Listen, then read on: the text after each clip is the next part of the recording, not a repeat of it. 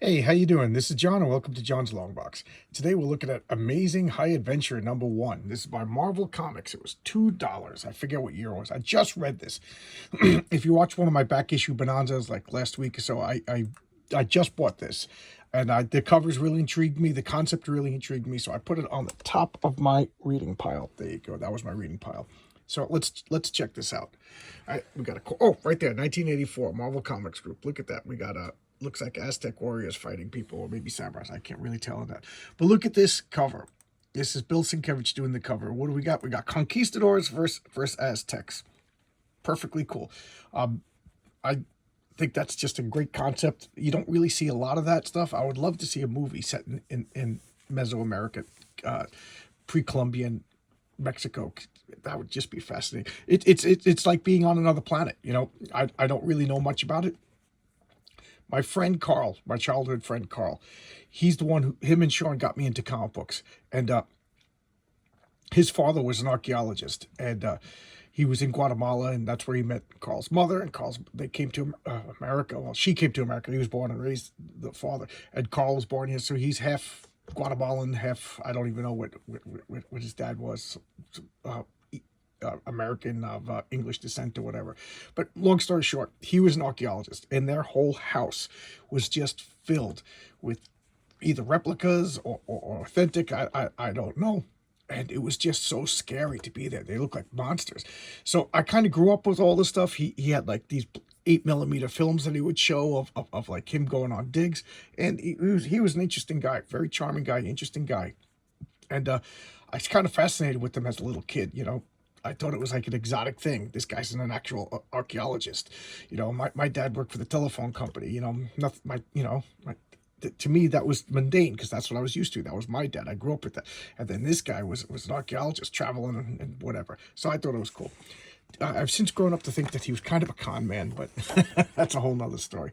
All right, so here we go. Let's look at the edition before I go on. Amazing High Adventure, #1, Volume 1, 1984. As you can see, my voice is not recovered yet. So I don't feel sick. I took my temperature. I did all that. I just have a scratchy voice. So, I got a good night's sleep. The rest of me feels good. So there you go. So I don't know. Maybe I am getting sick. Maybe I'm getting over something. Maybe it's just stress from work. But whatever. So what this book is, this explains the whole concept of the book. It was basically a challenge. The editorial staff challenged a bunch of people, like, let's write comic books that are not superheroes, that are different, kind of like throwbacks to pulp adventures and Indiana Jones types of movies. If I'm being my memory serves me right, Indiana Jones was like either just happened or was big this year, I forget, whatever. But that's what it is. They're trying out new stuff. So here's the table of contents, and I'll we'll just look at this, and then each story has its own little credits. So this is called The Pike, and this is written by Steve Englehart. Steve Englehart, if you may or may not know, was the writer for that famous Captain America series where Captain America basically met like Richard Nixon, and then Captain America got disillusioned in American politics, which, hey, Cap, I'm there with you, buddy. All right. So and again, Steve Englehart, left leaning, wears his emotions on his sleeve, or at least his politics on his sleeve. Very emotional comic, very political comic. I guess it was emotional. Very political comic book, but and actually it was a little heavy-handed too. There was no disguise in that comic book, the left or the right, who was supposed to be the good guys and who was supposed to be the bad guys. But Steve Englehart, he respects his medium. He respects his audience. He's not lecturing. The editors wouldn't let him do that stuff, even if he did do it. So there you go. He put on his big boy pants, told a political story, and I was a little kid when that came out. I could care less about Watergate and Richard Nixon, stuff like that. I just wanted Captain America to punch the Red Skull in the face. So, but wait, there you go. And I digress, and I'm on page 1. All right, but let's look at this. So that was Steve Englehart. So now you got a little bit of context to who Steve Englehart is. Artist, John Severin. The other day I mentioned that John Severin is one of my favorite artists on Western comics, but he's just, I think anything non-superhero, although he can draw the heck out of a good superhero comic book. But John Severin, to me, is the guy that you want when you want to do something other than superheroes, because superheroes are kind of flashy and, you know, over the top. But I think John Severin is like just understated, detailed, and realistic, which is, believe it or not, like not really the best for superheroes. Although this guy is a master. Letterer John Novak. What can you say about letterers? I don't mean to be mean. Colorist Marie Severin. That is John Severin's sister, and she's a phenomenal artist in her own right. Most notably, I showcased some of her comics in my Crazy. If you look at my showcase for Crazy, the Marvel humor comic, she drew the covers and I think the lead story in those. And editor Carl Potts. Carl Potts was an editor. You know, again, it was a professional, worked for Marvel Comics, eye for talent, you know, but I don't have the fondness for him as say like Archie Goodwin or like a Denny O'Neil, but you know, good editor, grown up. Yeah, that's all I could really say. He was a big boy. He made sure that there was quality and care in the comics, and that's really what an editor should be doing. All right, so let's look at the first page. All right, so I didn't even talk about the splash page over here. So here's the setup. What happens in this particular story is Oliver Cromwell took over England, as you may or may not know from history, and it's a story set in that time. Jeez, what is wrong with my mouth? And this is Oliver Cromwell's Protestant English troops raiding an Irish Roman Catholic castle, and they're coming in, boom, you know, and it's that strange mix of like muskets and pole arms and things, you know, kind of a fascinating time period. Oh, they actually say the exact year. What year is this? September 11th, 1649. So this is, you know, them breaking in, the storming, and we're seeing this the heroics of the Irish standing up to superior forces. You know, they were hoping their defenses would. And here's Oliver Cromwell. He's the guy that is surrendering. And what does he do? They surrendered. These guys are standing there, and boom, they get beheaded because he says, the code of rebellion. Yes, Lord. So they killed everybody, slaughtered everybody. They got them to surrender and then slaughtered them all. So there you go. Put the head of the leader on a pike. So much for rebels. Now, all right, so as much as I have a history degree, I got to say I don't really know that much about Oliver Cromwell, more than, you know, high school education about him. I never really read up on him. I really should.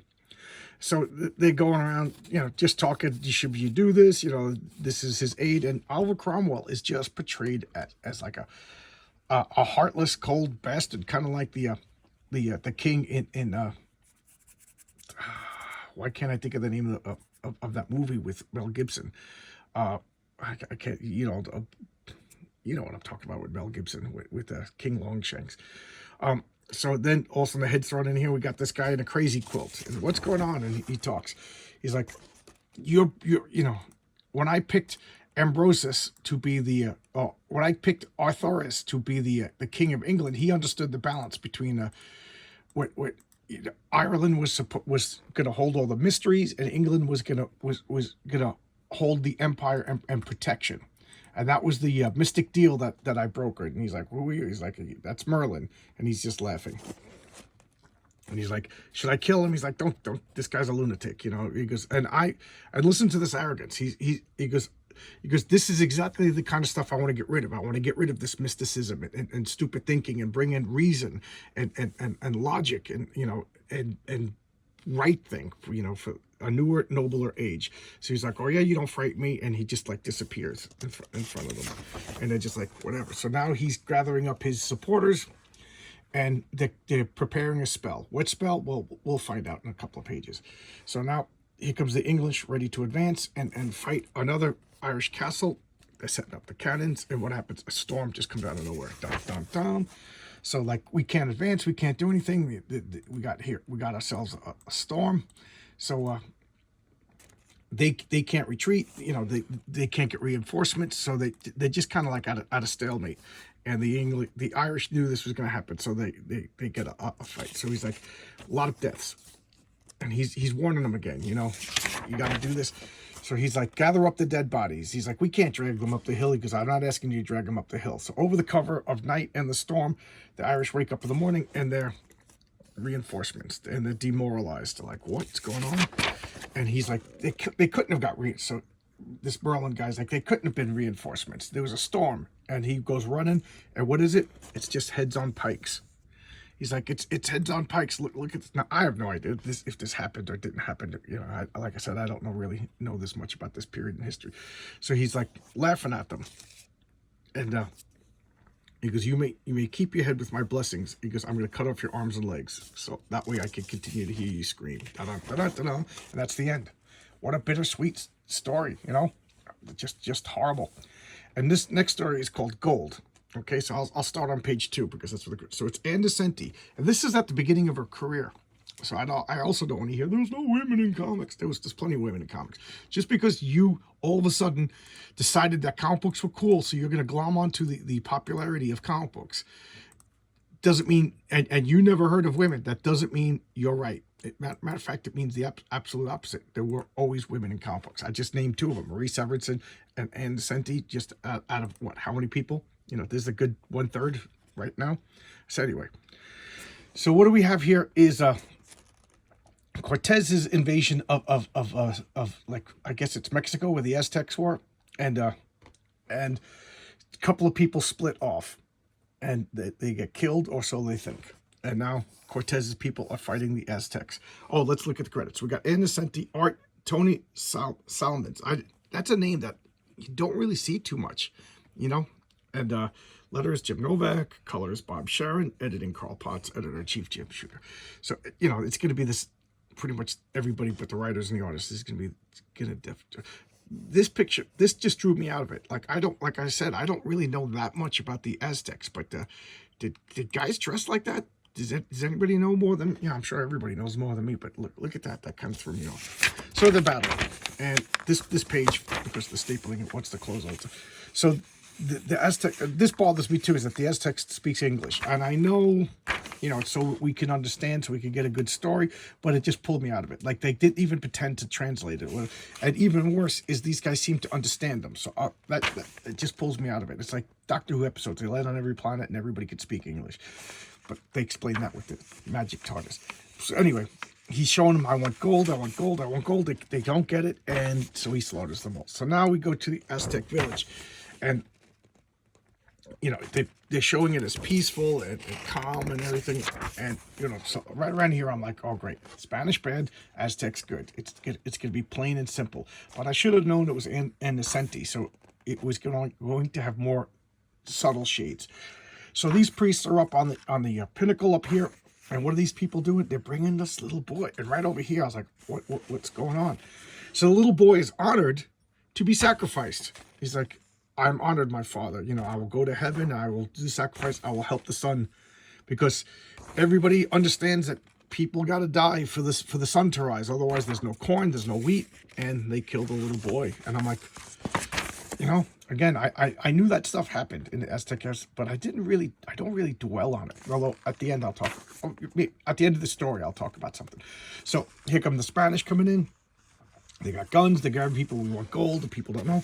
And again, are these people supposed to understand English? Like to me, that's just like a glaring mistake on Anne DeSenti's, or am I just being too picky? So they're throwing people around looking for gold. And then finally this guy points to the temple. So how did he know what he was asking for? Unless he was just pointing to the temple. So he goes, thank you, and kills him, because the Spanish are ruthless in the story. So this guy, he's an old man who's disgusted by the priests. And he's saying, like, you know, you're not doing it right. You know, you're not understanding the sacrifice. You're not honoring the victims who are giving their, you know, this is all wrong. And he goes, I'm just glad to die and get it over with, you know. So that's why he sacrificed, or volunteered to be sacrificed. And here comes one of the, they don't particularly say it's Cortez, but I think it's supposed to be. And they think he's Quetzalcoatl. They, you know, starts worshiping him, and he interrupts the sacrifice of the old man, and the old man is just like, this is how you make gold, and he's showing him how to make gold, and he's speaking this all by, because he's supposed to be magic, so he's transforming base substances into gold, and he's like, if you drink it, you will become the transmuter. I'm going fast, there's a lot of stories. So the Mexican guy, or the Spanish guy, drinks it, and he dies. So then they bring in the corpse. Now, isn't this like wrong? Because he's already dead, and they're going to sacrifice the dead guy, and he cuts him and he hurts his knife, and his heart was turned to gold. this story I really... Oh, so let me just say what I was going to say. I had an idea years ago, and then I kind of abandoned it because I don't know that much about the Aztecs, but I started doing a little bit of research because I had an idea of like a European explorer, maybe not a Viking. It has to be somebody from a Judeo-Christian. So maybe later on, yeah. So I guess he could be non-Viking, but Nordic or whatever. But his ship goes astray, and he washes up in Mexico, and he sees becomes captured by the Aztecs or whatever. Maybe he overwhelmed by the Aztecs, and he wakes up in a prison, and they leave him, and he literally thinks he's in hell. So he thinks, because he sees them just killing and beheading. He's seen the worship of the flayed god, where the priests, they literally take the skins of their victim, they skin them and wear their clothes and walk around. It's to me that just sounds like, and that same thing Ed Gein did, and we all think he's crazy and horrible, but the Mexican Aztec priests, they did that. And I don't know, supposed to respect all cultures, I don't know, they sacrificed little kids. What do you want me to say? Controversial statement of the day. So I just thought that would be like, from a European point of view, this guy would think he's in hell. All right, so I never wrote that story, but I was thinking about it, maybe someday. All right, so here we have Ambrose A. Abernath's Amazing Adventure Apparatus, and the credits are right there. Mike Carlin, Gary Tallock, who was a DC artist at the time, and then Carl Potts, letterer Ephraim Malum, and colorist Roy G. Bibb. That cracks me up. So I wonder who's the real colorist. So this guy blows up stuff, and this is around the turn of the century. So what's going on? Stuff's getting blown up real good, and he's like, I invented my machine. My machine generates adventures. And like, what are you talking about? He goes, watch, I'll turn it on. And as he turns it on, a rival guy comes in on a bicycle. He starts shooting at them. This guy jumps down. Explosions happen. Fire start. And he's like, look out. He jumps out the window, grabs the guy, fights him off, falls to the ground. He goes, you see? That machine, it's a success. It generated an adventure. He goes like, what are you talking about? How could this have generated an adventure? Because that was just, your lunatic rival, and he's like, yeah, but that wouldn't have happened. So now he turns on the machine again, and a lion comes out, and it turns out he escaped from the taxidermy place or the whatever. And he's like, oh, let me get tranquilized. He escaped. I'll be able to fight him. And, they shoot the tranquilizer, and he's like, you see, my machine works. So now they're going to the World's Fair, and he turns the machine on to show him it works. This guy attacks again, tries to blow up the train. He runs out, grabs a hold of the switches, pulls the switches, and saves the train. And he's like, but the machine gets wrecked, and he steals it. And he's like, oh well, we're never gonna get this machine, and they think it's a joke because the machine, he registered it and he didn't show it and whatever. And then the bad guy turns it on April 18th, 1908, the same day as the Great San Francisco earthquake. I kind of thought it was a clever story. This story was my favorite. By far, without a doubt, this story was worth $2. It was my favorite story of the Deathstroke. By Louise Simonson, who used to be Louise Jones, who married Walt Simonson. She created the Power Pack, and then she wrote the famous run of X Factor, the one everybody loves. So, and she's still working. She's still happily married to Walt Simonson. They're like one of the comic book great power couples, if you ask me. They met at Marvel Comics. She was an editor, I think, and he was Walt Simonson. He was already a famous guy, and there you go, they're a married couple. So she wrote this story. Art by Steve Liliola, an artist whose name I'm never sure if I'm actually saying well. And he was in a lot of my showcases. So here we have an Inuit guy. He goes up to the north. He wants to die. His bones ache. He's seen too many winters, and he's praying to the Great Bear Spirit to die. He wants to go to the narrow land in which and leave my soul to rest in the narrow land. I don't know anything about this, so I don't know if it's made up or whatever.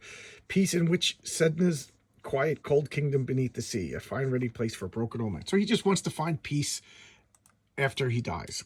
And he sees a bear, and he's like, greeting the bear spirit. And the bear's ignoring him, and the bear's just eating a seal. He's like, take me to the... And the bear's just like, no, I'm not going to take you. There's somebody else over here. And it turns out that it's a white guy.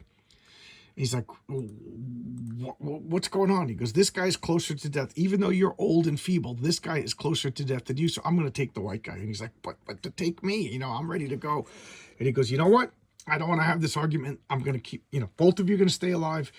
I only want one today. So in the spring, you're going to decide who lives and who dies. And he leaves. And the white guy wakes up. Turns out the white guy is Russian.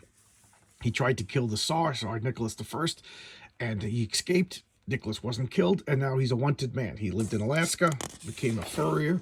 Somebody recognized him, and now he's fleeing again. And he doesn't want to die, but he doesn't know how to survive out here. So this guy's old, his bones hurt, so he's teaching him how to make an igloo. They're living together, and they're becoming friends. He's teaching him how to hunt and how to survive in the snow. And I just love the development, the friendship. Two people, again, right away they speak each other's language. They can talk to each other. That kind of stuff bugs me. It just pulls me out of the fantasy. But you know what? While I was reading it, I bought it. Now that I'm thinking about it, whatever. So he's teaching them how to hunt seal. And Louise must have done her research because they're talking about the techniques for hunting seal. So now the old man has a heart attack. So he's like, oh, no. And he goes, don't worry about me. I can't die until the spring. It's not springtime yet.